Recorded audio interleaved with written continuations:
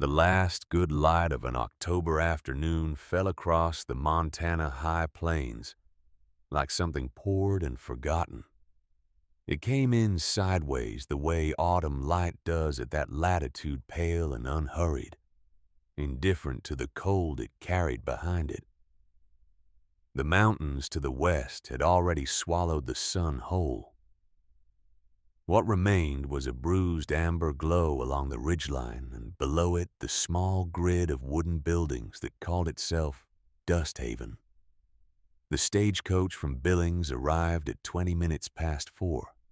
It came in trailing a banner of red dust that hung in the dry air long after the wheels stopped turning, as though the land itself was reluctant to let the journey fully end. 3 passengers descended before her. A drummer with a sample case, a rancher's son who'd been drinking since Miles City, a woman of middle years with a carpet bag, and the expression of someone who had long since stopped expecting anything from the world and found the arrangement satisfactory. Then Cecily Vane stepped down. She did not look around the way travelers usually do, that instinctive, almost animal scan of unfamiliar terrain, searching for threats or landmarks or familiar faces.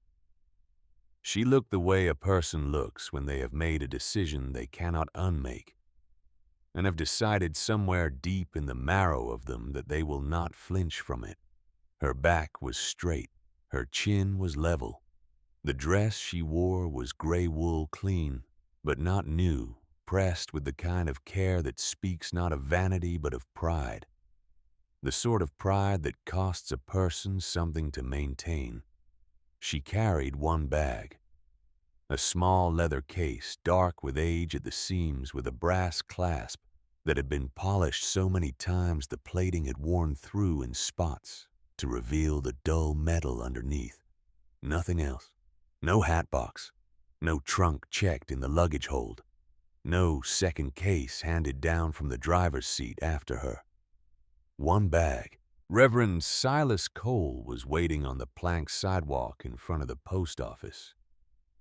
He was a lean man, somewhere past 60, with white hair that the wind was doing as it pleased with, and the careful posture of someone who had spent a great many years trying to appear more certain than he felt. He had a document in his hand, 2 pages folded once, and he held it the way a man holds something that has become more complicated than he anticipated. "Mrs. Vane," he said. "Reverend Cole." She did not offer her hand. She looked at the document. He extended it. She took it, unfolded it, and read it with the focused attention of someone reviewing a contract rather than the paperwork of a new life. Her eyes moved down the page without hurry. She turned to the second sheet, read that too. Then she produced a pencil from her coat pocket.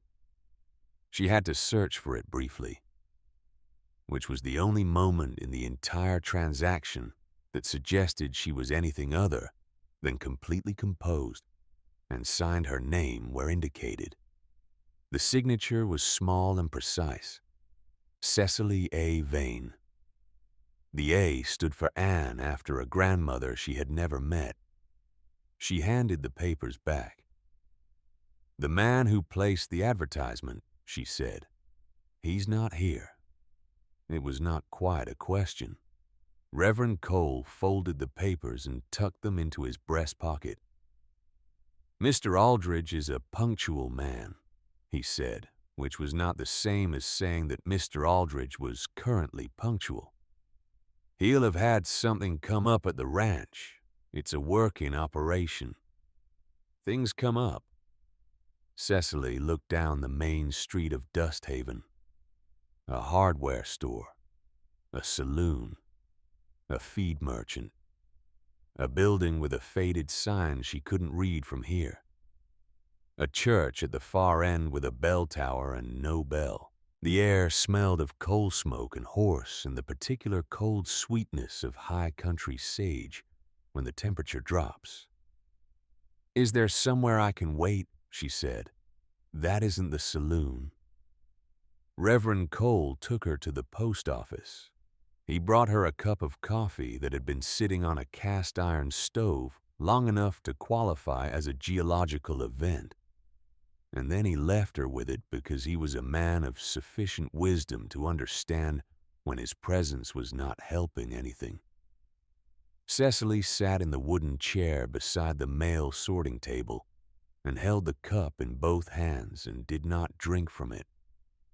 She looked at the window. Through the dusty glass across the street, she could see the general store. In the window of the general store, between a display of work gloves and a stack of canned goods, someone had placed a small wooden cradle, rocking chair size, pine by the look of it, with turned spindles and a thin mattress ticking of blue and white stripe. Her hands tightened on the coffee cup. She looked at it for a long moment, long enough that the angle of the light outside changed perceptibly, long enough that the stove ticked once in the silence.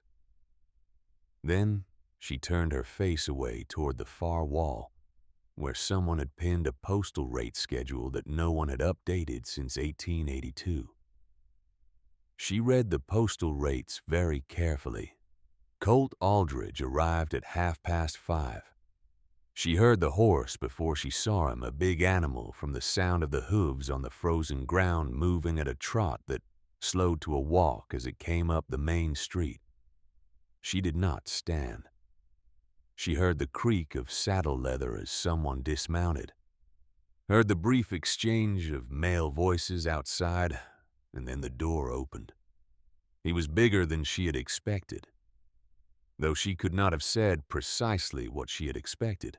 She had been corresponding for 4 months with a man who expressed himself in writing with the compressed economy of someone for whom words were a limited resource to be spent carefully, and she had formed some impression from that. But the impression she now understood had been substantially wrong. He filled the door frame in the way that large men sometimes do, not aggressively, but simply as a fact of physics.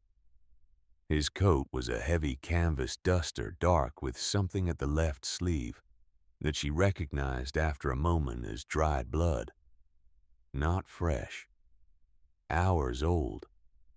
His hat was pulled low against the wind that had picked up in the last hour, and beneath the hat his face was the face of a man who had spent more years outdoors than in weathered in the specific way of the northern plains. Deep lines at the corners of the eyes, from squinting into sun and wind, and the particular cold brightness of Montana winters. He looked at her. The look lasted, she counted it involuntarily, the way you count the seconds between lightning and thunder. Approximately 10 seconds. It was not a rude look exactly. It was the look of a man who was in the habit of assessing things with precision, because in his world, imprecision could cost you an animal, or a season's income, or, in the wrong circumstances, considerably more than that. He was reading her the way he would read weather on the horizon, or the condition of a fence line after a hard winter. She looked back at him without expression. He turned and went back out the door. She sat very still for a moment. Then Reverend Cole appeared in the doorway he had apparently been standing outside, and said in the voice of a man performing a delicate diplomatic function, "He's ready when you are." Colt Aldridge was standing at a wagon, a working wagon, not a buckboard, or anything with pretensions to comfort, just a flatbed with a bench seat and sides worn smooth from years of hauling. He had his back to her, adjusting something at the near horse's bridle. His hands, she noticed, were working without looking. The adjustment was automatic. The hands knowing what to do without requiring the eyes. He did not turn when she approached. She stood beside the wagon and waited. He finished with the bridle, turned. "There's room on the seat," he said. "I can see that," she said. Something shifted in his expression briefly. Something that might in a different man have been the beginning of amusement. Then it was gone. "It's 11 miles," he said. "Mostly good road for the first 7. After that, it depends what the last rain did." "All right," she said. She climbed up to the bench seat without assistance. He walked around to the other side and climbed up, gathered the reins and put the horses moving. He did not help her up. She had not expected him to, and would not have wanted him to. And somehow in the complicated arithmetic of first impressions, this landed as a point in his favor, rather than against him. They moved out of Dust Haven. As the last light faded from the ridgeline, the mountains went from amber to purple to black. Stars appeared with the abruptness of things that have been waiting for permission. He said, "The room at the end of the hall is yours. There's a stove, but it burns out fast. I'll show you how to bank it." She said, "All right." He said nothing else for 4 miles. She did not fill the silence. This was, she understood even then, the first test not of compatibility or affection, or any of the more complicated things that would come later. Simply this: could she sit in silence with a stranger in the dark, without flinching, without chattering out of nervousness, without making herself smaller or more agreeable than she was? The plains stretched out on either side of the road, immense and indifferent. The cold pressed in through the coat she had, which was the coat she had, and was not quite enough. She sat straight on the bench and watched the road unreal in the lantern light. She did not flinch. When Cecily was 16 years old, she worked in a dye house attached to a textile mill in the Kensington district of Philadelphia. The work was wet work.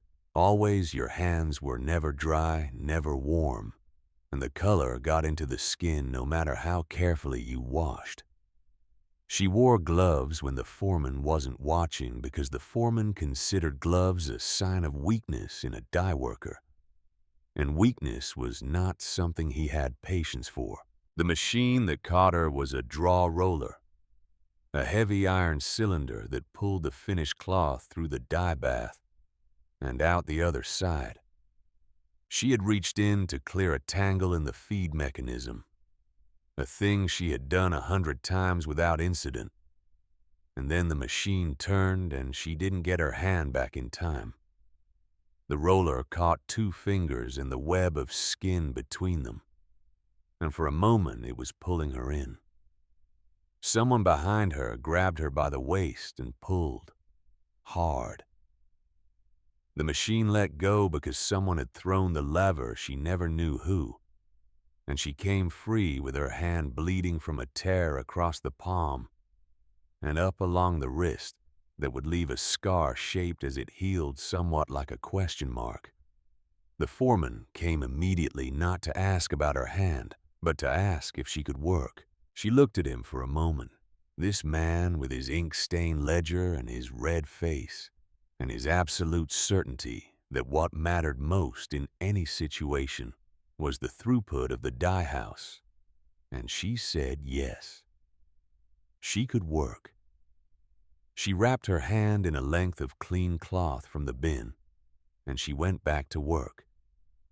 What she learned in that moment was not about pain or about machines, or even about men like the foreman.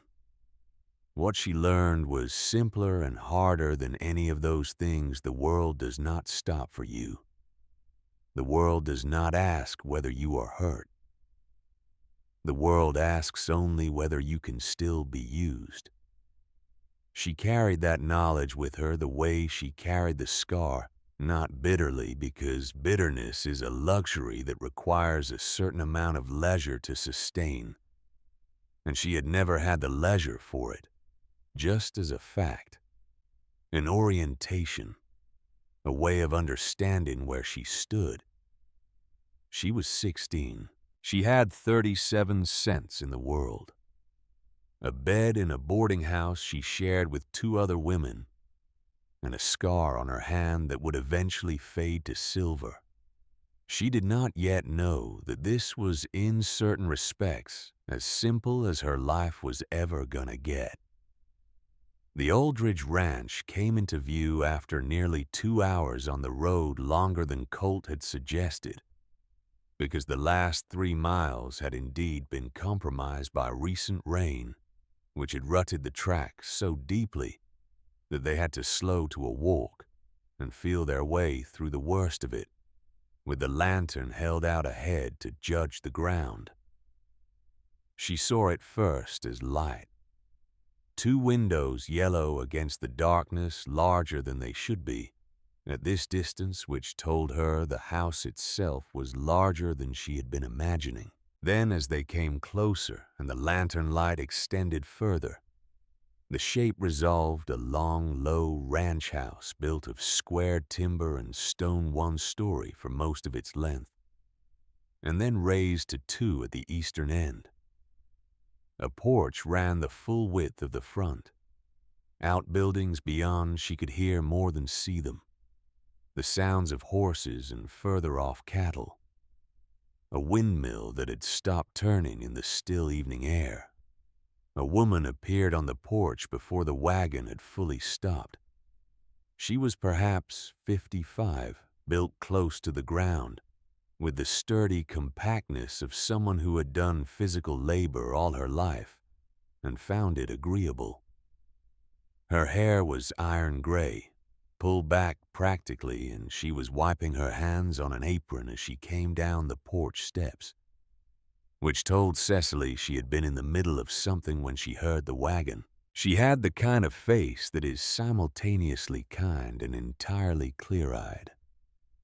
The face of a person who will give you a great deal, but will not be fooled. "This is Mrs. Fitch," Colt said. "She keeps the house." "Nora," said Nora Fitch, extending a hand that was warm and dry and very strong. "Nobody calls me Mrs. Fitch but the Reverend and bill collectors." Cecily shook her hand. "Cecily, I know who you are."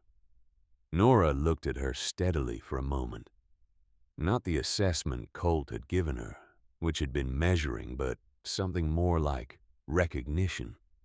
Then she looked at the single bag Colt was lifting down from the wagon bed. Something moved across her face briefly. A shadow of something that was not pity. Nora Fitch did not appear to be a woman who dispensed pity freely, but perhaps its more useful cousin. Acknowledgement. "Come inside," she said. "There's supper." The interior of the house was warm in the way of places that have been heated with wood for many years. A warmth that had gotten into the timbers themselves, into the mortar between the stones of the fireplace, into the floors that creaked slightly underfoot, with the comfortable sound of settled wood. It smelled of pine smoke and something cooking, and underneath both the mineral smell of well water and the faint sweetness of hay that comes from a working ranch and never entirely leaves even in a well-kept house. The kitchen was large, a cast-iron range against one wall long enough to cook for 6 at once. A table of heavy pine, scarred from years of use, 8 chairs around it, though only 2 were pulled close to the end where the lamp stood. Shelves of preserved goods, a window above the wash basin that in daylight would look toward the eastern pasture. Cecily stood in the kitchen of this house that was not her house and looked at these things and felt beneath the exhaustion of 2 days of travel. and the particular strain of sustained composure, something she could not quite name. Not comfort, it was too soon for comfort. Not relief, exactly. Something more like the feeling you get when a long calculation resolves cleanly, when the numbers come out even. She had arrived. Whatever came next, she had arrived. "Sit," said Nora, not unkindly pointing at the nearer chair. "You look like a woman who's been holding herself together with pure stubbornness for about 48 hours. "Closer to 4 days, Cecily said, and sat down. Nora set a plate in front of her. Venison stew thick with root vegetables with bread that had been made that morning. Coffee in a heavy mug. Cecily ate with the focused attention of someone who had not eaten a full meal since Chicago. And Nora moved around the kitchen with the efficient movements of a woman entirely comfortable in her domain. And neither of them spoke for a while, which was fine. Colt ate standing at the far end of the kitchen the way a man eats who has gotten used to eating alone and finds it easier to stay near the door. He finished before either of them and set his plate on the sideboard without ceremony and said good night and went out. Not out of the house, Cecily thought, but out to the outbuildings, back to whatever had occupied him before the 11-mile drive to town and back. She heard the door close. Nora poured herself coffee and sat down across the table. "He brought in a calf today," Nora said. "The mother had trouble with it. Lost a good deal of blood, the mother, I mean. The calf is fine. He spent most of the afternoon with it." Cecily thought of the dried blood on his sleeve and did not say anything. "He doesn't say a great deal," Nora said, "but you probably figured that out." "I had 4 months of letters," Cecily said. "They were informative, but not long." Nora's expression shifted towards something that might have been amusement or might have been something more complicated. "He didn't write those letters," she said. Cecily looked at her. "He signed them." Nora continued with the steadiness of someone who has decided to say a thing all the way. "And he read them before they went out. He would have stopped anything that wasn't true. But I'm the one who sat down at the writing desk." She paused. "I want you to know that because I don't want you to be surprised by the difference between what those letters sounded like and what he sounds like." The stove ticked in the silence. "You didn't tell him you were going to do it," Cecily said. It was not exactly a question. Nora looked at her with an expression of complete equanimity. "I told him after I'd already sent the first one. He'd had a drink. He didn't argue. A beat. He didn't argue after he sobered up either, which is the part that matters." Cecily thought about this. 4 months of letters carefully written Nora's prose with Colt's signature, and on the other end of them, a man who had not written them, but had not stopped them either, who had signed them and read them and remained silent. She tried to decide what that meant, and found that she could not quite yet. The geometry of it was unfamiliar. "Why?" Cecily said, finally. Not accusingly. Just the question flat and open. Nora was quiet for a moment. When she spoke, her voice was entirely matter-of-fact, which somehow made it land harder than sentiment would have. "I watched that man eat supper alone 400 nights in a row," she said.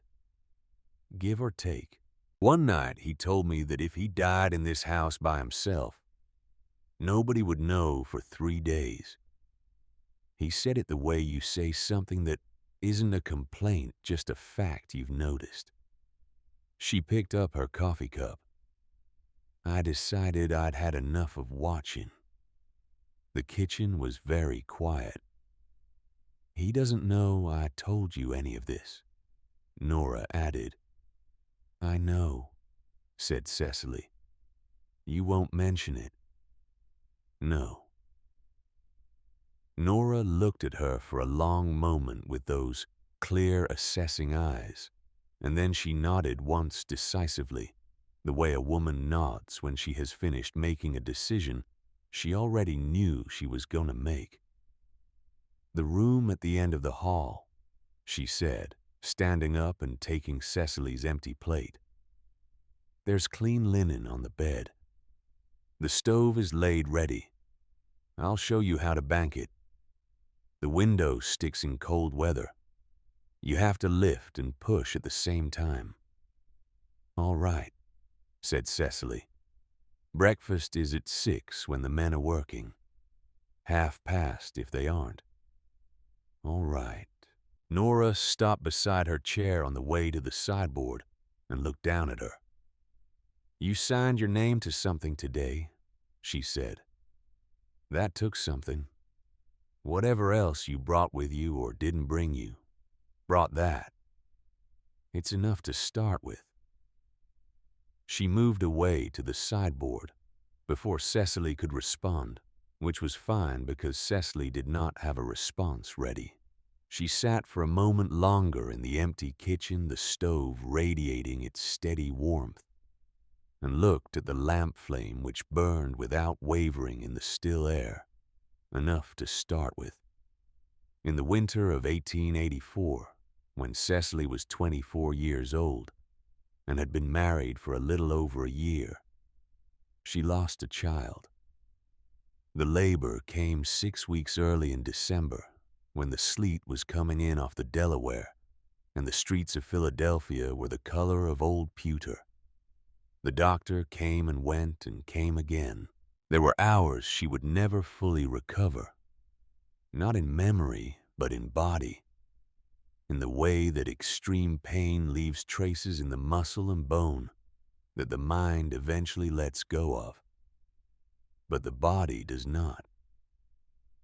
The child was a girl. She breathed 3 times. Cecily counted them.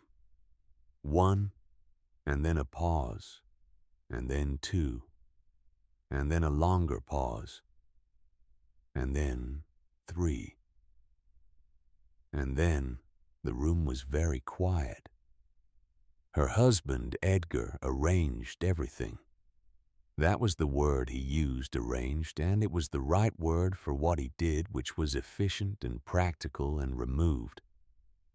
He spoke to the doctor and to the funeral home and to the minister, and he managed all of it without any visible difficulty, which told Cecily something about him that she had suspected but not yet known for certain.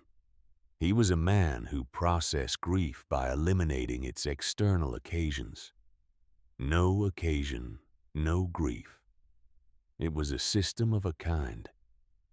He did not speak of the child again, not once in the 3 years of marriage that remained before his debts consumed them both. Not on the anniversary of that December, not in passing, not in any of the small involuntary ways that loss tends to surface in people who have not made the internal arrangements that Edgar had apparently made. It was as though the 3 breaths had simply never happened. Cecily could not do what he had done. She was not built for it. She carried the 3 breaths with her the way she carried the scar on her wrist, not visibly, not in any way that she would have called carrying, but present, there in the back of every room she entered, there in the space between her shoulder blades, when she stood very still. She had never spoken of it to anyone, not to her sister who lived in Baltimore and with whom she had only a formal correspondence, not to the women at the church she had attended before Edgar's debts made church attendance complicated, not to the lawyer who had come after Edgar's death to explain with great professional sympathy exactly how thoroughly there was nothing left. It was hers. She had paid for it in full. She would carry it as long as she needed to carry it, and she would not explain it to anyone who hadn't earned the right to understand. She woke the first morning before 5. The room was dark and cold. The stove had burned down as Nora had warned it would, and the window was white with frost on the inside of the glass, which told her the temperature outside had dropped hard overnight. She lay still for a moment beneath the wool blankets and listened to the ranch. There was more to hear than she had expected. A horse moving in the nearer corral, the sound of its hooves deliberate and restless in the cold. Somewhere further off cattle the low, continuous sound of a herd that carries a great distance in still air. Wind in the eaves light but present, and beneath all of it a sound that it took her a moment to identify, a rhythmic scraping, regular and patient. Someone working in the pre-dawn dark. She dressed in the cold quickly, and with the efficiency of someone who had dressed in cold rooms before.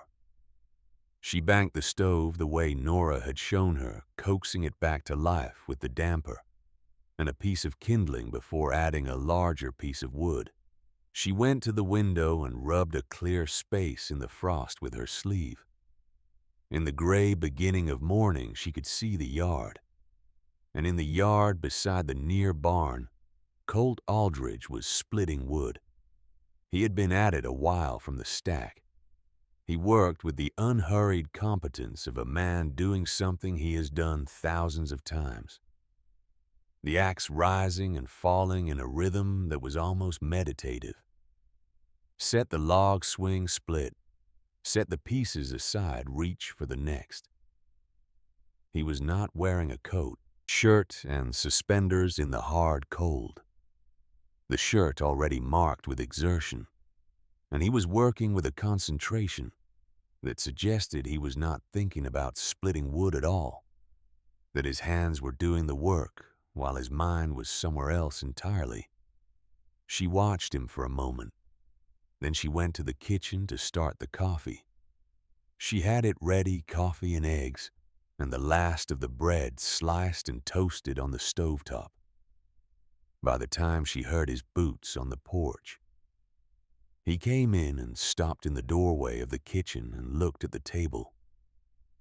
Something went through his face that she would not have been able to name, but recognized the expression of a person confronted with something they had not expected and do not quite know what to do with. He sat down. He ate without speaking. She sat across from him and drank her coffee and also did not speak. When he was finished, he pushed the plate back from the edge of the table, not away from him, just back, a gesture of completeness, and looked up. "You didn't have to do this," he said. "I know," she said. The statement sat between them for a moment unhurried. "I don't take charity," she said, "and I don't take wages for nothing. If I'm in this house, I'm in it as someone who carries her weight. That's how I was made." He looked at her directly the way he had looked at her in the post office, but not the same look. That look had been measuring. This one was something else, like a man revising a calculation mid-problem because a new figure has come in from the field. "All right," he said. He stood, picked up his hat from the peg beside the door, and went out. Cecily sat alone at the table in the morning light, which was coming in now through the east window, thin and bright and clean off the frozen ground. The kitchen was warm. The coffee was good. Outside, she could hear the ranch beginning its day voices of the hired hands. The movement of horses, the sound of a gate opening somewhere. She looked at the kitchen as it would appear to someone coming to it fresh the high corners where dust had gathered the windows that had not been properly cleaned since warm weather. The floor that had been swept but not scrubbed for some time. The curtains over the window above the basin, which had once been white and were now the color of old paper. She noted all of it without judgment. Then she found the broom. She began where the floor was worst working, back toward the door, and she did not think about Philadelphia or Edgar or the lawyer's office or the boarding house room where she had spent her last 2 weeks in the East, trying to decide if this was a decision a person could make and not regret. She thought about the floor. She thought about the broom and the direction of the dust and the satisfying progress of clean behind her. As she moved, she had gotten from one side of the kitchen to the other and was making her third pass when she heard Nora come in the back. And then silence. And then Nora appeared in the kitchen doorway and looked at what had been done. Said Nora. If I've overstepped, Cecily said and stopped. You haven't, Nora said.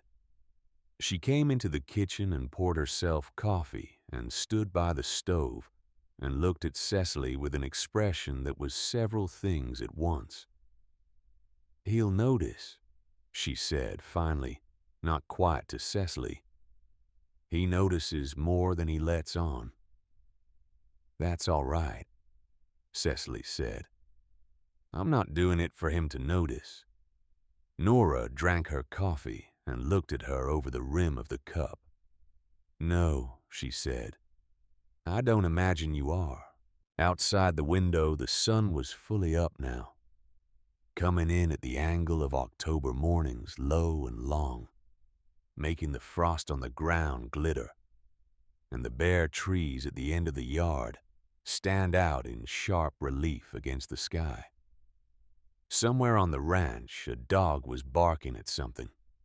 The smell of the morning coming in through the gap at the bottom of the window that needed caulking was sage and cold earth and the faint mineral sweetness of snow that hadn't fallen yet, but was thinking about it. Cecily Vane looked at the kitchen that was not yet her kitchen, and the yard that was not yet her yard, and the long, unfamiliar distance of these plains. And she thought, this is where I am now. This is what is real. She picked up the broom again and she kept working. November came to the Aldridge Ranch the way it always did, not gradually, not with the polite warning of a proper autumn, but in a single hard night that changed everything. Cecily woke to a world that had been replaced while she slept. The October ground, which had been brown and frost-brittle, was gone. In its place was 8 inches of snow that sat on every horizontal surface with the settled permanence of something that intended to stay until April. She stood at the kitchen window with her coffee and looked at it. The ranch looked different under snow, simpler. The distances that had seemed merely large in the thin autumn light now seemed absolute.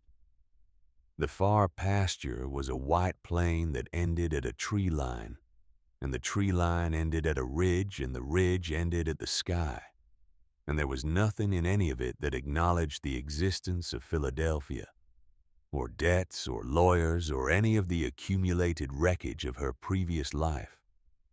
The snow had covered everything with the same even weight, and in doing so had made the world legible again in the way that only very simple things can be legible. She heard Colt's boots on the porch before she heard the door. He came into the kitchen and stopped as he often did, as though the transition from outside to inside required a moment of adjustment. He smelled of cold and horse and the particular sawdust smell of fresh-cut hay. He had been out since before 4. She knew this because she had been awake since 3:30 and had heard him moving in the yard below her window, the crunch of his boots on the frozen ground, heading toward the barn before the sky had lightened by so much as a degree.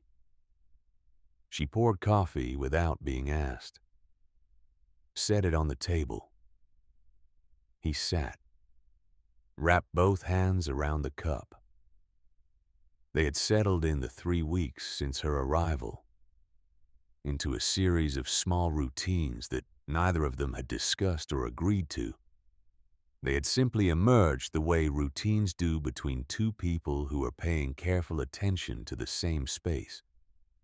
She cooked breakfast. He ate it. She cleaned the kitchen. He brought in wood. She did not go into his study without being invited, and he did not come into the kitchen when she was baking, which was a privacy she had not asked for and could not entirely account for, except that he seemed to understand somehow that there were hours when a person needed to be alone in a warm room doing something with their hands. "The north fence," he said, looking into the coffee. "2 sections went down in the night. I'll need to take Dawes out to it." Dawes was the older of the 2 hired hands, a quiet man, 50 or so, who communicated largely through the angle of his hat brim. "The cattle in the north pasture," Cecily said. "63 head. They'll drift if we don't get it up before midday. Can I help?" He looked up, not with surprise exactly, something more deliberate than surprise. "It's cold work," he said. "I grew up in Philadelphia," she said. "I know what cold is. This is different cold. I have the coat." She had found it 2 weeks ago in the hall closet, a long canvas duster lined with sheepskin that was too large for her by about 4 inches in the sleeve and 6 in the shoulder. She had not asked whose it was. He had not commented on her wearing it. Something moved in his face. Not to smile, it wasn't that, but a shift in the quality of his attention.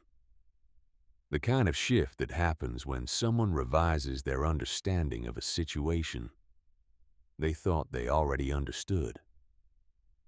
"I'll get your boots sorted," he said, which was the closest thing to yes she had yet learned to recognize from him. They worked the fence for 4 hours in the kind of cold that makes sound travel strangely.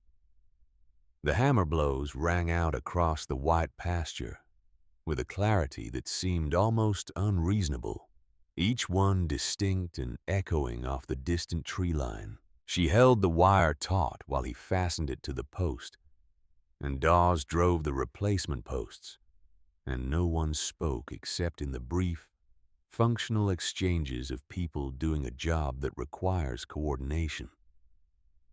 Hold there. Ready. Done. She was more useful than she had expected to be. Her hands were strong, had always been strong, and she understood tools in the intuitive way of someone who had worked with them since childhood. Not the fine tools of a craftsman, but the blunt, demanding tools of people who needed to fix things quickly, and with whatever was available. She did not drop the wire, and she did not need to be shown anything twice. Colt noticed. She could tell because he stopped explaining things after the first hour and simply handed her what was needed. By the time they came back in at noon, she could not feel her toes. She sat on the bench in the back entry and unlaced her boots, with fingers that took longer than usual to cooperate and did not make any sound about it. He came in behind her and looked at her feet, and went away and came back with a flannel and a basin of water that was warm but not hot. "You should have said," he said, setting the basin down. "I didn't know until we stopped," she said, which was true. He put the basin in front of her and she put her feet in it, which was simultaneously a great relief and a particular kind of pain. He sat on the bench at the opposite end, and unlaced his own boots, and she looked at the wall, and he looked at the floor, and they both waited for sensation to come back. "You did good work," he said after a while. "Thank you." Another silence, not uncomfortable. It had been some time since silence with him was uncomfortable. She had stopped noticing the transition from one to the other. "My father built the north fence," he said. She looked at him. "He wasn't a good fencer. I've redone most of it twice over." A pause. "But that section he did himself the second year. I've always repaired it instead of replacing it." He looked at his hands. "That's probably foolish." "Or not," she said. He looked at her briefly, that direct measuring look, but with something different in it now than there had been at the post office. Less measuring, more simply looking. "Or not," he agreed. The winter that Colt Aldrich turned 19 years old, his father died in the north pasture of the ranch. Not dramatically. Not in any of the ways that Montana could kill a man with theater, but quietly sitting down against a fence post, as though he needed a rest, and simply not getting up again. His heart, the doctor said later. The doctor said it with the look doctors put on when they mean there was nothing to be done. Colt had understood this and had nodded and had thanked the man and waited until he was alone to sit down on the floor of the barn, which was the one place on the ranch he was certain no one would come and stay there for a while.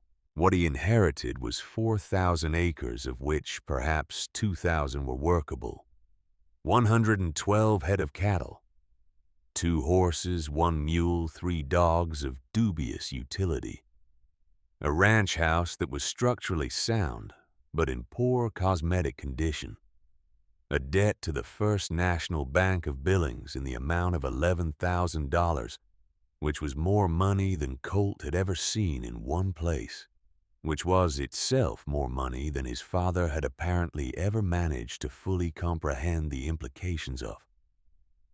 He had 2 choices: sell the land to pay the debt, and take whatever remained, which would be enough to get to a city and start something else, or stay and work the land and pay the debt down season by season, which would require him to be competent at approximately 15 things he was not yet competent at, and to do those things without adequate help, capital, or anyone to ask when he didn't know the answer. He stayed. He did not make this decision heroically or with any great confidence in the outcome. He made it the way you make decisions when you are 19 and your father has just died in the cold and there is no one to tell you what to do. He made it because the alternative required more imagination about a different life than he currently possessed. The land was here. He was here. That was a kind of clarity, even if it was the only kind he had. The first winter nearly finished him. He lost 17 head of cattle to a cold snap in February that came in from the north, faster than anything he'd been told to watch for. He spent 3 weeks in March with a fever that broke on its own, because there was no one to ride for the doctor and no money to pay him if someone had. He fixed fence in weather that made the marrow ache and dug cattle out of snowdrifts and slept 4 hours a night and ate what could be made quickly with one hand while doing something else with the other. In April, when the snow began to go off, he walked the entire boundary of the ranch. It took 2 days. He wanted to see what he had now that he could see it. What he had was a great deal of sky and a great deal of grass, and a river that was running well after a good snowpack, and a fence line that needed replacing in 17 places, and a barn that needed a new roof before summer. It was not by any reasonable assessment a promising situation. He looked at it for a long time from the top of the ridge on the eastern boundary. The whole of the ranch spread out below him in the thin spring light. Then he went back down to work.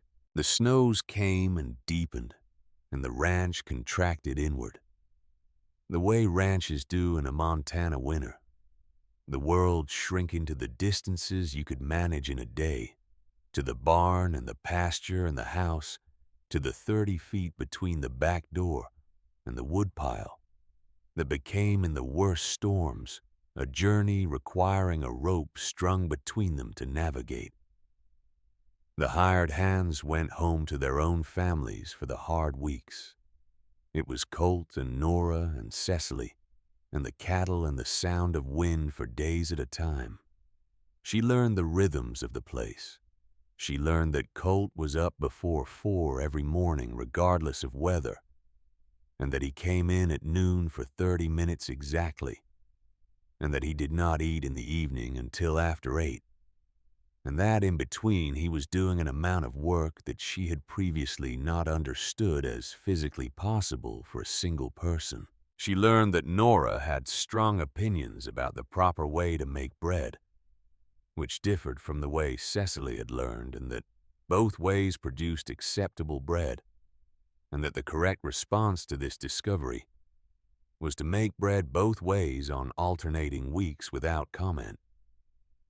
She learned that the dog, an elderly blue heeler named Senator, who had apparently been named by someone with a sense of irony, slept in front of the stove and could not be moved from this position by any force currently available to humanity, and that the correct response to this was also to say nothing and step around him. She learned more slowly that the house had a kind of grammar to it, a way it had been organized by the long accumulation of a man living alone in it with Nora, managing the practical parts but not the personal parts, and that this grammar was not hostile to her presence, but was simply indifferent to it, in the way that a place is indifferent, when no one has yet made a mark on it that the place acknowledges as its own. She was working on that. Not deliberately, not in any way she would have called a campaign. She rearranged nothing without need, and asked before she changed anything that might matter.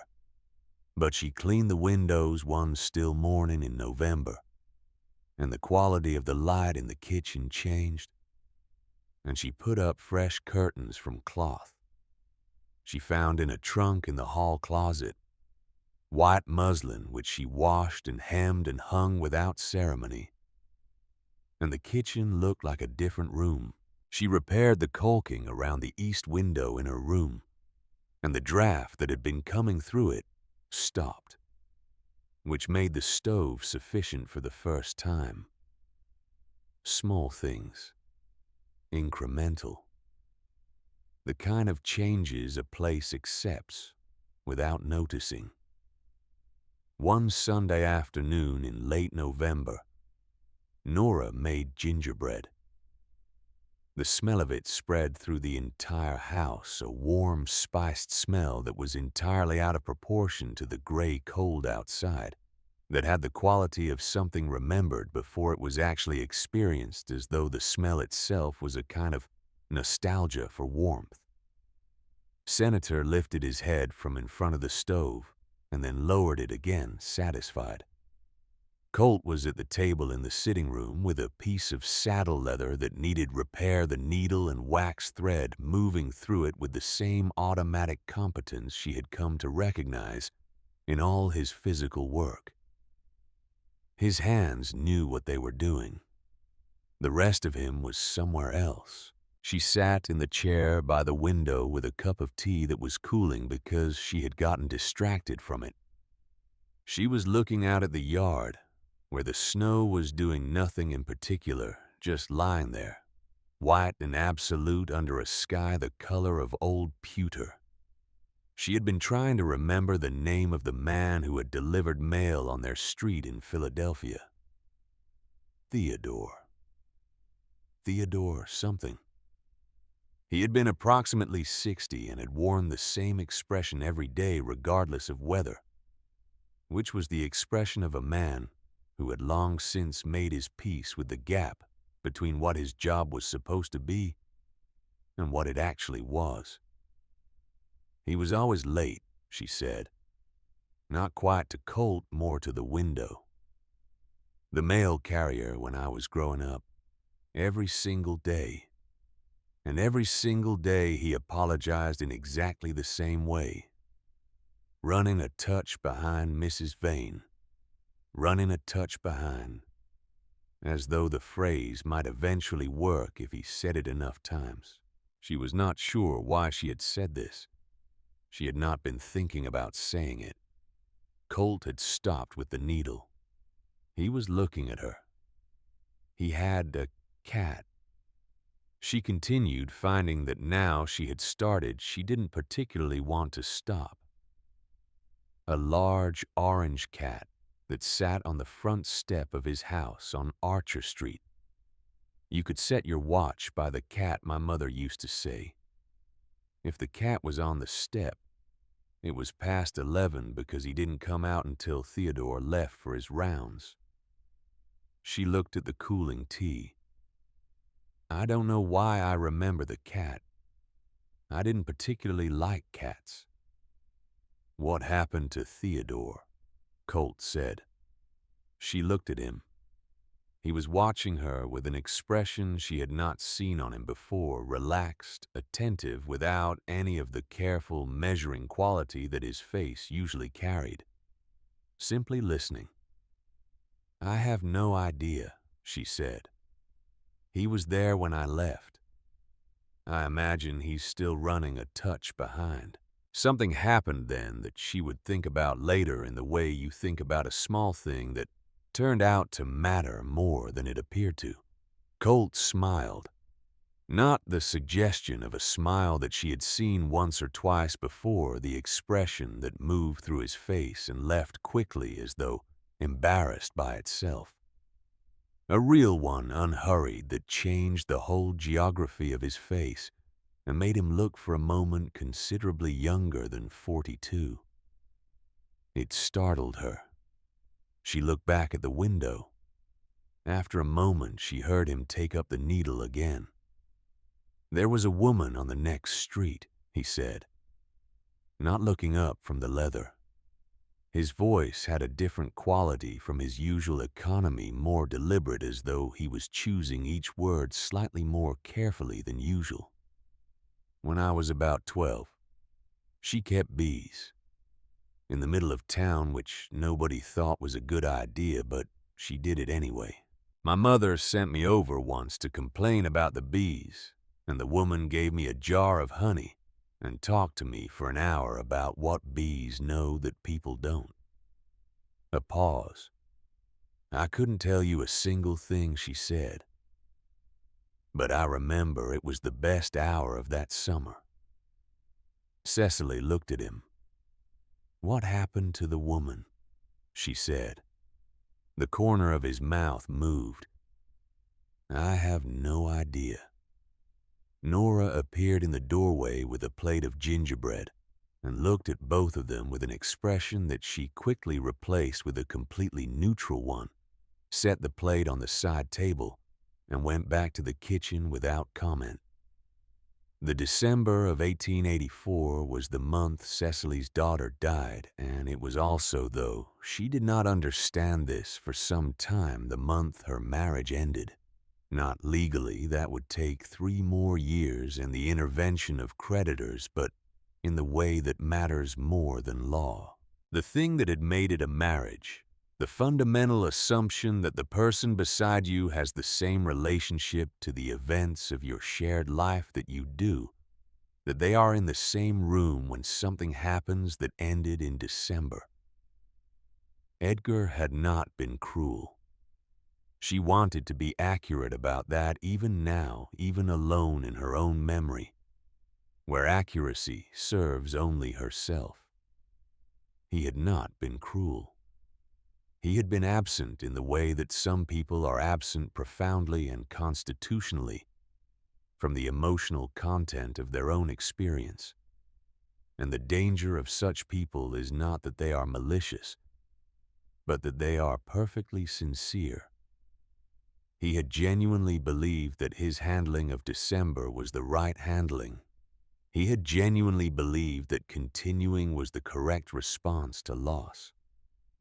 He had looked at 3 breaths and a silence, and had seen an ending and had ended it, and had moved on, and had expected her to do the same. She had not been able to explain to him that she was not ending it, that she was holding it, that there is a difference, a large one, between a thing that is over and a thing that you carry. She had tried once about a year later.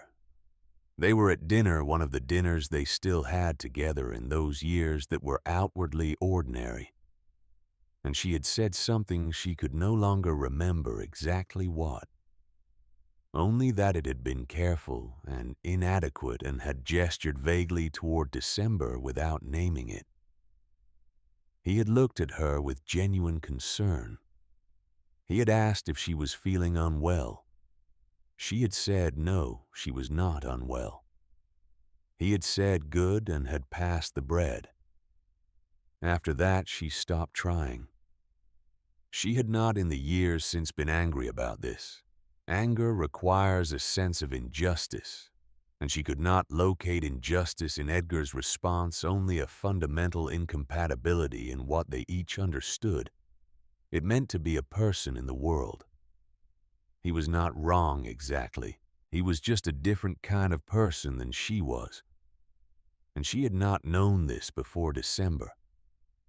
And then she had known it in a way that could not be unknowed. What she had not expected in all the years since was that the weight of the 3 breaths would not diminish with distance. She had thought, she had hoped. Which was the most honest word that time would do what Edgar had done, move her forward. Make the ending an ending.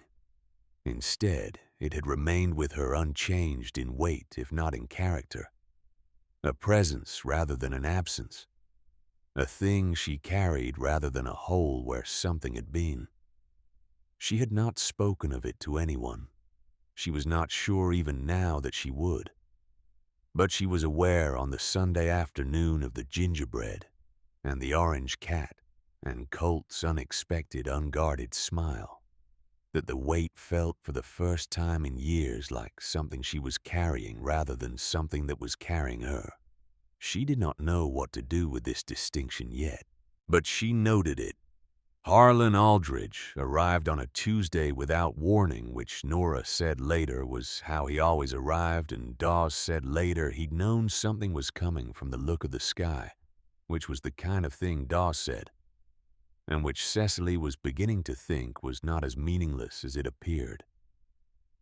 She heard the horse first, then the voice loud in the yard, the voice of a man who occupied space with his sound as well as his body.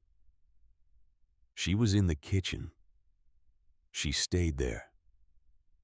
He came in with Colt, or rather he came in ahead of Colt, moving through the door with the ease of someone who has walked through a door 1,000 times and stopped thinking of it as someone else's threshold. He was 6 years younger than his brother, and 4 inches shorter and built more narrowly, with quick eyes and an easy manner that had the slight practice quality of something that had once been natural and had since become technique. He stopped when he saw Cecily, not surprised. He had known she was here clearly, but something moved through his expression in the half-second before he composed it. Something that she registered and filed away without showing that she had registered it. "So you're the one," he said. He said it pleasantly. He said everything pleasantly. She would figure this out over the course of the evening. "Harlan," Colt said behind him. I'm just saying hello. He extended his hand to Cecily with a smile that was entirely convincing on the surface. Harlan Aldridge, the other one. She shook it. Cecily Vane. Still Vane, he observed. Still Vane, she said, without elaboration. Dinner was the four of them. Nora had a gift for producing a larger meal than seemed possible given what she had been cooking when Harlan arrived, a gift that suggested this was not the first time he had appeared without notice. Harlan talked. He had a particular talent for talking that filled the air, without necessarily conveying much the way certain music creates atmosphere, without leaving you with anything you could later hum. He talked about a card game in Billings, about a man he knew who was putting together a cattle operation in Wyoming, about the condition of the roads. He talked to Colt primarily, but directed perhaps a quarter of his words at Cecily, in the careful, slightly elevated way of a man performing consideration of someone he has not yet decided to take seriously. She answered what she was asked. She did not volunteer. After supper, when Colt and Harlan had gone to the sitting room and Nora and Cecily were clearing the kitchen, Harlan appeared in the doorway. Just for a moment. Nora's back was turned. He looked at Cecily with the pleasant expression still in place, but behind it something else clear and deliberate. I know people in Philadelphia, he said, his voice low, conversational, carrying no more weight than if he'd remarked on the weather. Ran into a fellow last summer who knew your name. Small world. He went back to the sitting room. Nora turned from the basin. What did he say? Nothing important, Cecily said. She finished drying the plates. Her hands were steady. She put each plate in its place and did not drop any of them, which was the only measure of steadiness available to her in that moment. And she met it, and she was grateful for that much. 3 days later, Harlan left. He left with handshakes and good cheer and the easy movements of a man entirely comfortable with his own leave-taking. And Colt watched him go from the porch with an expression that Cecily could not read from the kitchen window. It was the expression he wore when he was thinking about something he did not intend to discuss. That evening, after Nora had gone to bed, Colt came into the kitchen later than usual. He stood by the stove with a cup of coffee he wasn't drinking and looked at the floor. And the quality of the silence in the room was different from the silences they had learned to share, heavier with something unsaid, moving around in it. He said something to you, Colt said. Not a question. He mentioned he knows people in Philadelphia. She kept her voice even. Colt was quiet. Whatever he knows or thinks he knows, she said. It won't change what actually happened, which is that my husband accumulated debts I didn't know about and died and left me with them, and I made the best decision available to me from where I was standing. She looked at him directly. That's the whole story. He met her eyes. Something moved in his face, not relief, not confirmation, but the expression of a man who has been holding a question and has now put it down. He's not a bad man, Colt said, and it had the sound of something he had said to himself many times. I know, she said. Bad men are easier.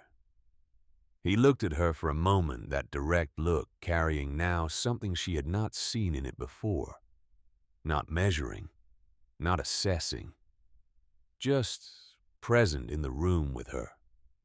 Whatever he does, Colt said, you're not to worry about it. She looked at him steadily. I've been managing my own worrying for a long time. I know you have. A beat. I'm not asking you to stop. I'm telling you that whatever he does, it'll have to come through me first." The kitchen was quiet. The stove ticked. Outside, the wind that had been building since afternoon was up properly, now pressing against the west side of the house with the weight of weather coming in from the mountains. She had been intending to say that's not necessary, or I can handle it, or one of the other true things she had carried with her across 2,000 miles of railroad and 8 inches of Montana snow. Instead, she said, "All right." He nodded once. He finished the coffee that he hadn't been drinking, rinsed the cup, and went down the hall. She sat for a while longer in the warm kitchen, listening to the wind find the gaps in the house. Then she got up and went to the door of his study. She had not been in it before. She stood at the door for a moment, her hand raised to knock, and then she did not knock. She stood there with her fist raised and the words she had been carrying for years organized inside her, in the way that things get organized when you've held them long enough. Not neatly, not comfortably, but correctly, each one in its proper place. She knocked. She heard him move in the room, the chair, his footsteps. The door opened. He looked at her without expression, waiting. "There's something I should tell you," she said. "Not because you need to know it to trust me, but because I've been carrying it long enough that I don't want to carry it alone anymore, and I think—" She stopped, started again. "I think you're a person who can hold something without dropping it." He stepped back from the door. She came in. She told him about December, about 3 breaths, about Edgar's arrangements and the dinner a year later and the bread that was passed. She told him without apology and without drama in the flat. Careful tone of someone reporting something that happened because it had happened, and it was real and she was done with the alternative. When she finished, the room was very quiet. Colt stood at the window with his back to her, looking out at the dark and the moving snow. She watched his shoulders. She could not tell what he was doing, thinking, feeling, deciding. She had no map for him in this moment. She had no map for herself. He turned. His face was, she did not have a word for it. Not closed, not open. Something in between, something more complex than either the face of a person who is keeping company with something large and not trying to make it smaller than it is. He said nothing. He walked past her through the door and down the hall, and she heard the back door open, and then the sound of the wind briefly, and then the door closing. She stood in his study alone. The lamp was burning on the desk. There were books on the shelves more than she had expected. A whole wall of them, spines worn from handling. On the desk beside the lamp, a photograph. A man in working clothes standing in front of this house at a time when the house was newer, his hand resting on a fence post, looking at the camera with an expression of bemused patience, as though the camera had asked him something he considered slightly absurd. The father, she thought. She looked at it for a while. Then she went to her room and lay down in the dark and listened to the wind, which had found full voice now and was working through every gap and joint of the house with the systematic thoroughness of something that doesn't tire. She did not sleep for a long time, but when she finally did, she slept without dreaming, which was, in its way, a kind of answer. She woke to stillness, not the quiet of an empty house, but something deeper than that, the particular silence that follows a long storm when the world has been scoured clean and is resting in the aftermath of its own violence. The wind had stopped some time before dawn. What remained was an absolute hush, the kind that makes the ears reach for sound and find nothing, and in the finding become aware of how loud everything usually is. Cecily lay still for a moment, with her eyes open in the dark. The stove in the corner had burned down to almost nothing. The cold in the room had a physical quality, a weight, as though it had been accumulating all night with patient intent. Outside the frost-thick window, the world was still the blue-black of deep winter pre-dawn. She thought I told him. She lay with that for a moment, the way you lie with something that cannot be unlaid, turning it to see what it was in the morning that it had been at night. It did not feel different. She had expected it to feel different, lighter, or alternatively worse, a mistake or a relief. Instead, it felt simply like a fact that now existed outside of her, as well as inside, which was its own kind of change, though not the kind she had a word for. She got up, dressed in the cold, banked the stove, and then, because the fire was too low to be worth coaxing, let it go and pulled on the canvas duster over her clothes and went to the kitchen. The kitchen was empty. She stood in the doorway for a moment. The lamp on the table had been lit and turned low. Someone had been in here since the lamp was dark, when she'd passed through the hallway going to his study last night. On the table beside the lamp was a mug, and beside the mug was a piece of folded paper. She crossed the room and unfolded it. The handwriting was his. She recognized it from the rare margin notes she'd found in the books on his shelves, brief and angular. The handwriting of a man who wrote infrequently and without pretension to elegance. The roan mare in the east corral, left foreleg. Been off it since yesterday morning. Nora doesn't know what to look for. I'd be grateful if you'd check it. C.A. She read it twice. Then she folded it and put it in her pocket and went to find her boots. The east corral in the blue morning light was a world of frozen breath and stamped hooves, the horses moving in the cold, with the impatient energy of animals that want to work and are waiting for permission. The roan mare stood apart from the others at the far rail. Her weight shifted off her left front leg in the small telling way of an animal that has learned through discomfort to compensate. Cecily climbed the rail and dropped into the corral and crossed to her, moving the way you move around a horse you don't know. Not slow, which reads as hesitation. Not fast, which reads as threat, but steady and direct, the movement of someone who is going somewhere and knows where that is. The mare turned her head and watched and did not move away. She crouched and ran her hands down the leg from the knee.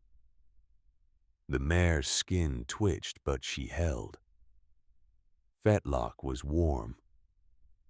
There it was, a small thing almost invisible under the winter coat, a piece of wire burred into the soft flesh above the hoof, old enough that the skin around it had begun to close. Not dangerous yet. Would be without attention. She went to the barn for the kit. She was working the wire free with the small pliers, the mare standing with the patience of an animal that understands it is being helped when she heard boots on the frozen ground behind her. She did not turn. "Wire," she said. A pause. Then, "I thought it might be." She freed the piece, 2 inches of old fencing wire rusted at the end, and set it aside and cleaned the wound with what the kit provided. The mare shifting once, and then settling. Cecily straightened and looked at what she'd done. Colt was at the rail with his forearms resting on the top post watching. He had been out since before she woke, that was clear. His coat was carrying the cold of several hours, not the cold of a brief walk from the house. She climbed back over the rail. He did not say anything immediately. They stood at the rail, looking at the mare who had moved her weight back onto the leg experimentally, with the tentative relief of a creature that has just discovered that something has stopped hurting. "Nora told me," Cecily said. He looked at her. She felt the look, though she kept her eyes on the mare. "That you knew before I told you," she said. "That Harlan had already—" She stopped, started again with more precision. "She told me that you already knew, and that you let me tell you anyway." The cold air was very still.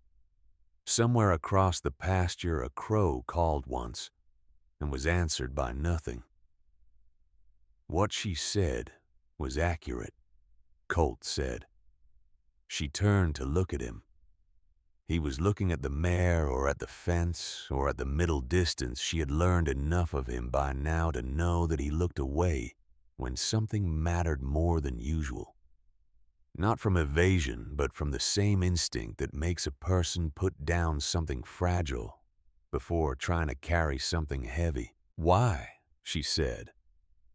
He was quiet for long enough that she thought he might not answer. Then, "Because what Harlan told me wasn't yours to give me. It was something that happened to you. There's a difference." He shifted his weight on the rail. "And because I've spent enough time knowing things about people's lives that they didn't choose to tell me. And all it's ever done is made me feel like I was holding something that didn't belong to me." She thought about that. "And because," he said, and stopped. "Go on," she said. He looked at her then. Fully the direct look that she had come to understand was the look he reserved for the things he meant most completely. "Because you deserve to be heard," he said. "Not just informed of. Heard." A pause. "I didn't have that right until you gave it to me." The mare moved along the far rail, testing the leg, moving with increasing confidence. The light was coming up now, the blue-black giving way to gray, and then to the first pale gold of a winter sun low over the eastern ridge. It caught the snow and made it briefly bright, briefly almost warm-looking, the illusion of warmth that clear winter mornings specialize in. Cecily looked at the light on the snow for a while. "I've never had that before," she said. "From anyone." He said nothing. She had not expected him to. It was the kind of statement that doesn't need a response. It needs to be let sit in the air until it finds its own level. They stood at the corral rail in the morning light for a while longer. The cold and the silence and the particular quality of a day that is beginning well. And then they went in for breakfast. Nora set coffee in front of them both and stood at the stove and did not say anything, which was its own form of eloquence. Harlan came back on a Thursday, and this time he brought a man with him. The man was from Billings, a lawyer, from the look of his coat and his soft hands, and the way he held his hat as he climbed down from the buckboard as though the hat might be evidence in a proceeding. He had documents in a satchel. He had the expression of a man who has been told the job is straightforward and has already begun to suspect it is not. Cecily was in the yard when they arrived, splitting kindling behind the woodpile, a job she had taken over from Nora 3 weeks ago, on the basis that Nora's wrists were giving her trouble. and Cecily found the work satisfying in the specific way of physical labor that produces an immediate visible result. She heard the buckboard and straightened and looked across the yard at Harlan climbing down from the seat with his easy movements and his pleasant face. He saw her. The pleasant face did not change, but something behind it did.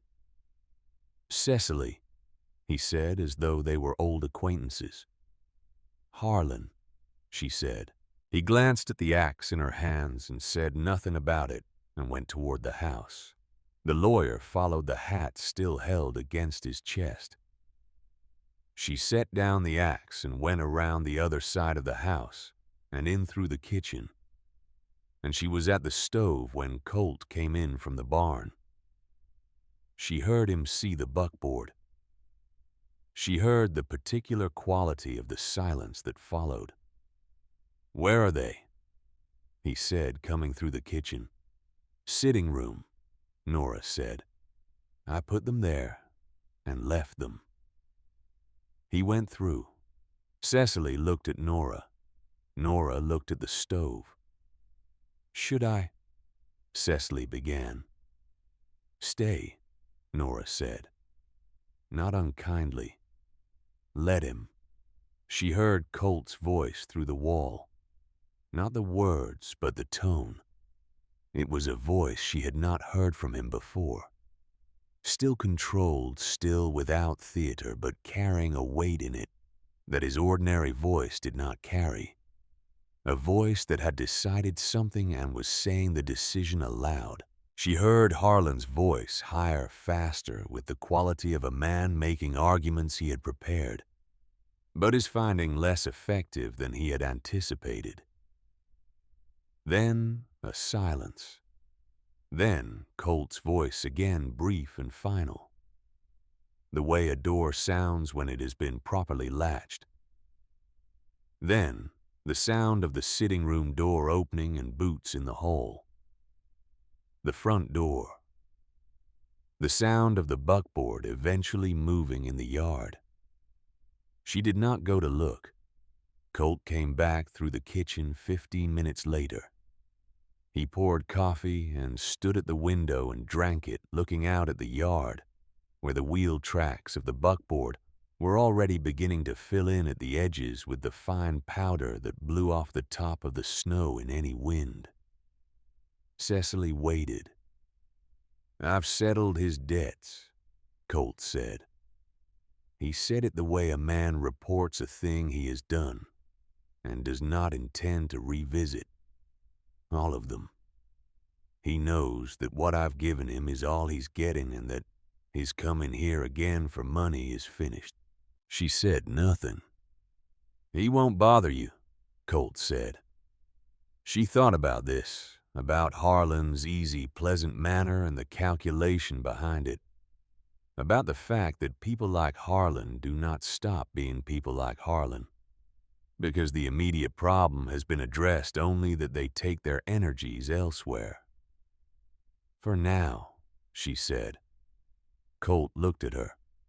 Something in his expression acknowledged this, the accurate, unsentimental reading of it. "For now," he agreed. "That's the best that's available." "It's enough," she said. And it was. She understood something that she could not have articulated 3 months ago, and could barely articulate now, that sufficiency is not the same as satisfaction, and that sufficiency honestly achieved is in many ways more durable. Harlan was not fixed. He was not redeemed. He had taken the money and left, and he would be somewhere doing what he did, and that was the true thing. The other true thing was that he was not here and could not reach her, and that Colt had put himself between her and the worst of it without being asked. She had been asked to contribute nothing to her own protection, except to exist in the house. She had contributed the existing. That was what was required of her in this particular moment. It was an unusual experience being protected. She was still learning what to do with it. In the winter of 1889, in the year that Montana became a state, and a woman from Philadelphia became the wife of a rancher she had not met until October, Colt Aldridge found an unsent letter in the bottom drawer of his desk. He had written it in September, before the advertisement had run, before the responses had come before any of it.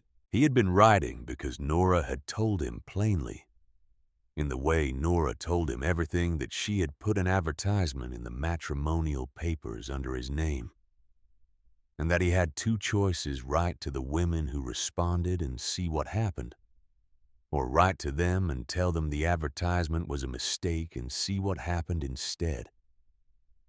He had sat at the desk and looked at the blank page for a long time. He had poured a glass of whiskey and not drunk it, and looked at the page some more. Then he had written. He had written, "I am 41 years old and own a working ranch in Montana of 4,000 acres. I am not a difficult man to live with, but I am a quiet one. I have been married before, and it did not work, not because of cruelty or dishonesty, but because the land is a particular kind of demanding, and I did not know how to make room for both the land and another person at the same time. I am not certain I know how now, but I know that I've been sitting at this desk for a long time trying to think of something that would make the kind of life I live feel sufficient to itself, and I cannot think of it, which suggests to me that the problem is not the life." He had written, "I do not know what you look like. I do not know what you have been through to arrive at a place where you are answering an advertisement in a newspaper. I know only this: I will recognize the person I need not by what they tell me about themselves, but by whether they can be in this place honestly. Not a version of themselves. Themselves. I have had enough of the versions." He had meant to tear it up. It was too much of the interior of him, too unguarded, the kind of thing a man writes in the first draft and then replaces with something sensible. Instead, he had folded it and put it in the bottom drawer, intending to come back to it. He had not come back to it. By October, he had forgotten it was there. She found it on an afternoon in late February when the thaw was beginning, not fully. Not with any conviction, but the first suggestion of something loosening at the edges, the sound of water running somewhere under the snow that yesterday had been ice. She was in his study looking for a book she had wanted to borrow. He had told her to borrow anything she liked. The offer made with the briefness of a man who means something more than he says, but does not know how to say the more. She was reading the spines when she noticed the bottom drawer was not fully closed. She pushed it. It caught on something. She opened it, intending to clear the obstruction. The letter was in an envelope with nothing written on the outside. She should have closed the drawer. She knew this. She opened the envelope instead, with the particular decisiveness of a person who has decided that the time for caution has passed, that she has earned the right to see the thing. She read it standing at the desk with the winter light coming in low through the window. She read it twice. Then she stood there for a while, with the letter in her hand, looking at nothing in particular. "I will recognize the person I need not, by what they tell me about themselves, but by whether they can be in this place honestly. Not a version of themselves. Themselves." She folded the letter and put it back in its envelope. She put the envelope back in the drawer exactly where she had found it, at the same angle, and pushed the drawer closed. Then she stood at the window and looked out at the thawing pasture. The snow still white, but subtly changed the surface slightly. crusted the shadows in the hollows beginning to go gray instead of blue. She did not say anything to him. She would not. It was not the kind of thing you confront a person with, not because it was shameful, but because it was private, was deeply private. Was the kind of thing a man writes to himself in the dark of an autumn night and then puts away. She would no more mention it than she would mention the photograph of his father on the desk, or the worn place on the chair by the fire where he sat every night, or any of the other marks a life leaves on the things around it that are not meant to be read. But she stood at the window and felt the weight of having read it, and the weight was not the weight of a secret. It was the weight of understanding. I have been sitting at this desk for a long time trying to think of something that would make the kind of life I live feel sufficient to itself, and I cannot think of it, which suggests to me that the problem is not the life. She understood this. She understood it in her body in the specific place below the sternum, where the things that are true about yourself live before you have found words for them. She found her book and went back to the kitchen and sat down and read, and Senator came and put his large old head on her feet, and the stove burned quietly, and the water ran somewhere under the snow, and the afternoon moved through the windows in the way that February afternoons in Montana do, slow and bright and colder than they look. That evening she went to find Colt. He was at the fence on the east side of the yard, checking the posts after the freeze-thaw cycle had worked at the footings. She came out without a lamp. The moon was up and the snow reflected it well enough to see by, and crossed the yard to where he was working. He heard her coming and didn't turn. He had always been able to tell her footsteps from anyone else's. She had noticed this some weeks ago and had not commented on it. She came to the fence and leaned on the top rail beside where he was working. "I want to ask you something," she said. He set down the tool he was using. "All right." "Not about Harlan," she said. "Not about the advertisement or the letters or anything that's already happened." He waited. "I want to ask you if you want this," she said. "Not whether you're willing to honor what was agreed. Not whether you'll be decent about it. I know you'll be decent. I want to know if you want." Boom. She looked at the fence post, not at him. "Because I have gotten very good at accepting the terms available to me, and not asking for more than the terms, and I don't know if that's what I'm doing here or not. And I'd rather know." The moon was very bright on the snow. The cold had a clarity to it that made everything look slightly more than real, the fence posts throwing shadows with hard edges, the far tree line perfectly still. "I said something to you," Colt said about 3 weeks back, after Harlan left the first time. "You said something harsh," she said. "You said I wasn't obligated to be here."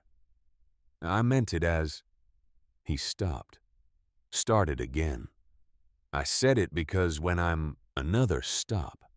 She could feel him searching for the word with the care of someone who does not have a large inventory to choose from. "When something threatens something, He made a short, frustrated sound that was not quite a word. "I was trying to protect myself," he said finally, "by making space, so that if you left, it would be because I had offered you the door, not because I failed to hold you here." She looked at him. "The same as with Eleanor," he said. His voice was level, carrying the specific flatness of someone who is being accurate about something painful. "I knew for months she was unhappy. I knew, and I didn't say so because saying so would have required me to admit I'd let it happen, and instead I made it easier for her to leave. I built the door, and then I was surprised when she walked through it. The moonlight lay on the snow without moving. "I'm not going to do that again," he said. I told myself that, and then the moment came and I did it anyway out of pure habit. And I have been thinking about that since. He looked at her. "You didn't leave." "No," she said. "I know why you didn't. Because you are who you are. But I want—" He stopped once more, and this stop was different from the others, not a search, but a steadying. "I want you to stay because you want to stay. Not because leaving requires more than you currently have. Not because the terms are acceptable." He met her eyes. "Because you want this. Specifically this." The cold pressed in around them, thorough and impartial. "I want to ask you the same question," she said quietly, "that you asked me." He held her gaze. "I have not wanted anything this much in a very long time," he said. "In a long enough time that I'd forgotten what it felt like. And I'd be lying if I said it didn't scare me, because it does.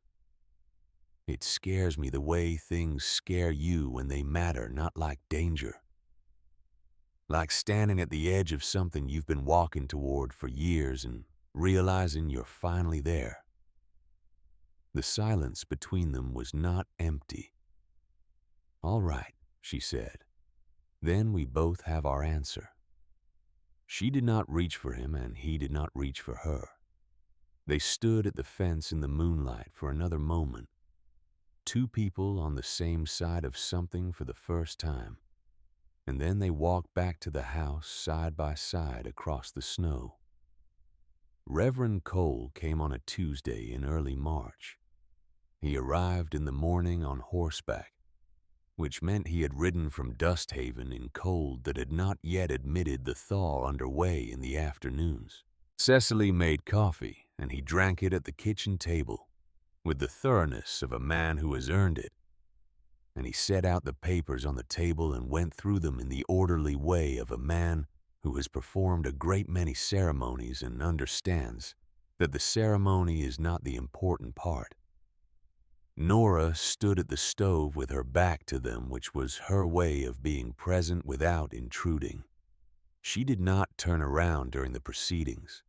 Her shoulders, however, were not entirely still. The papers were simple. Her name, which would now include his which would now include her.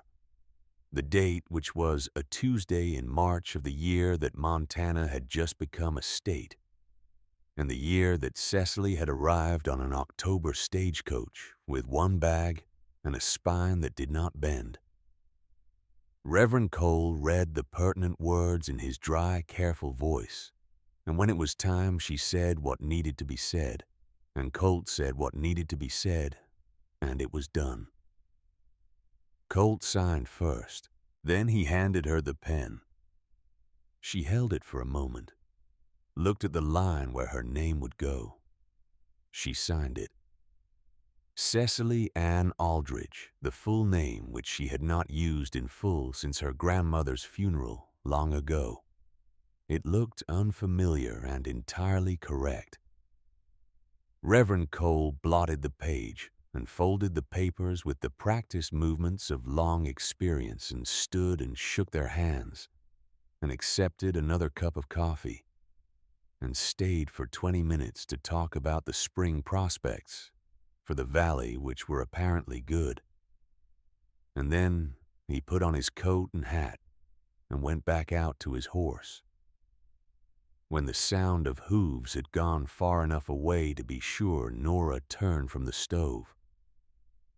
Her eyes were very bright, and she pressed her lips together and nodded once with great decisiveness, which was all she was gonna do, and it was enough. 3 weeks later, she found Colt in the south pasture, at the end of an afternoon fixing a section of fence that the thaw had loosened. The light was long and amber at this hour, the kind of light that makes the high plains beautiful in a way that is almost cruel because it lasts only a few minutes and cannot be held. She did not have a reason to be there. She had finished what she was doing in the house and had come out because it was the end of the day, and the light was doing what it was doing and she wanted to be outside in it. She sat on the top rail of the nearest section and watched him work. He glanced at her, once acknowledged her presence with the slight shift of someone who is aware of another person and is glad of it, and went back to the fence. She sat there while the light moved through its brief warmth and began to go.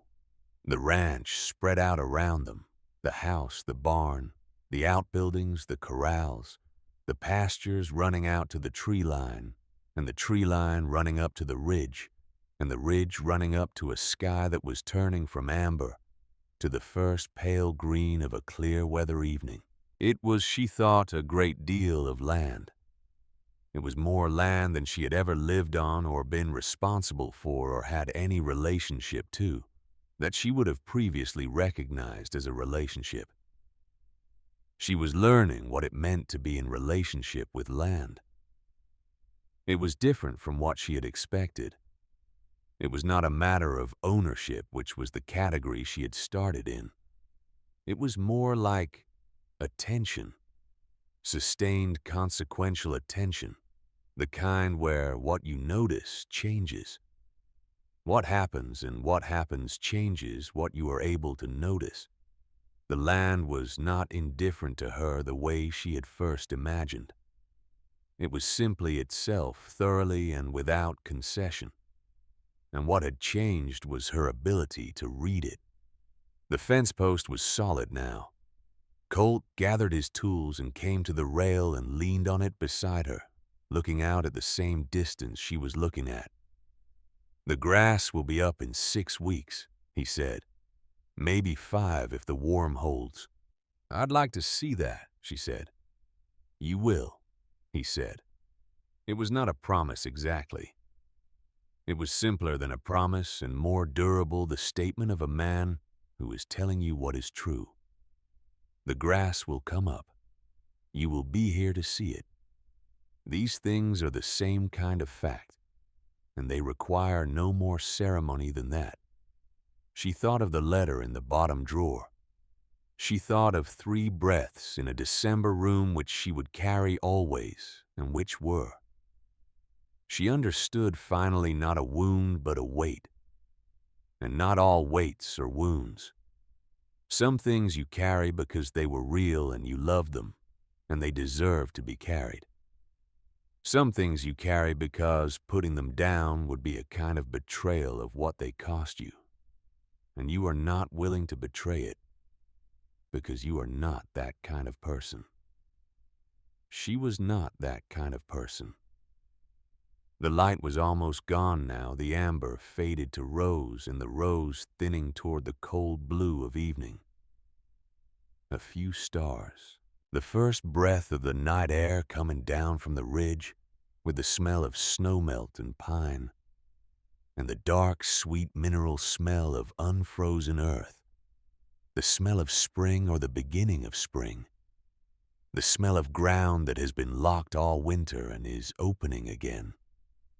She had crossed a great distance to arrive at this fence post. She had arrived with 1 bag and a signature and the rigid spine of a woman who had spent too many years proving she didn't need anything from anyone. She had arrived and the land had been exactly as indifferent to her arrival as the land always is, and she had worked in it and watched it and learned to read it. And somewhere in the doing of those things, something had changed, not in the land, which does not change for people, but in her. What had changed was this: she had stopped trying to need less than she needed. She had stopped making herself acceptable by making herself smaller. She had told him about December. She had read the letter and kept its confidence.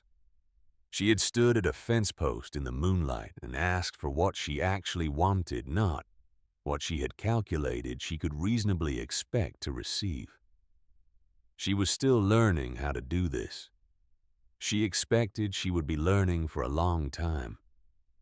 She did not mind. Colt pushed off the rail. "Getting cold," he said. "Yes," she said. She climbed down from the rail and they walked back toward the house through the blue evening, the snow gone from the south-facing slopes. Now the grass beneath it winter pale and beginning. The light in the kitchen window was visible from 50 yards out. Nora's lamp burning warm and steady against the coming dark. Senator was probably at the stove. The coffee would be on. She walked with her hands in her coat pockets and her shoulders easy for the first time in a long time, and the ground beneath her boots was solid, was genuinely solid. The frozen earth of a Montana March thaw. The ground that yields in the warmth and holds in the cold, and is always beneath everything there. She had not expected to be here. She was here. That was enough. That was in fact everything.